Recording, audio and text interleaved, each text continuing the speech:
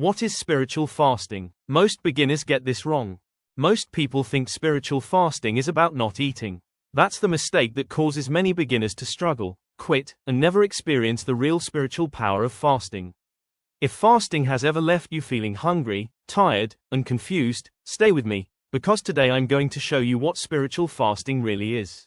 For many beginners, fasting feels intimidating. Some think it's about suffering. Others think it's about proving something to God. And some try fasting without prayer and wonder why nothing changes. Here's the truth.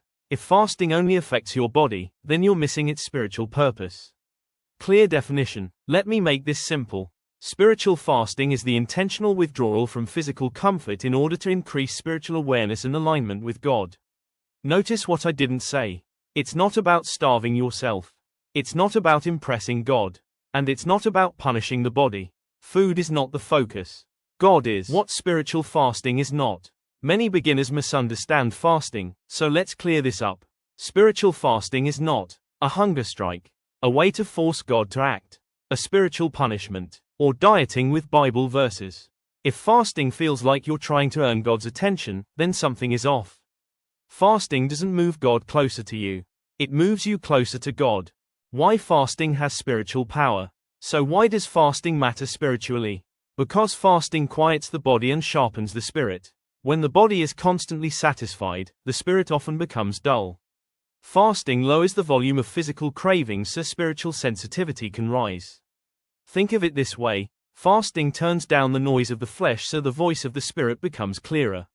What changes when fasting is done correctly? When fasting is done with the right understanding, many people notice increased clarity, stronger focus in prayer, emotional and mental cleansing, greater humility, deeper spiritual awareness. And let me say this clearly. Fasting doesn't always bring dramatic feelings, but it always produces spiritual alignment. Beginner reassurance. If you're new to fasting, I want to remove some pressure right now. You don't need long fasts. You don't need perfection, and you don't need to copy what others are doing. God honors sincerity, not endurance. Even a simple fast, done with humility and prayer, carries spiritual value. Soft transition and CTA. Now that you understand what spiritual fasting truly is, the next question becomes obvious. How long should a beginner actually fast? That's exactly what I'll explain in the next video. So make sure you're subscribed, and watch the next video to continue this journey the right way.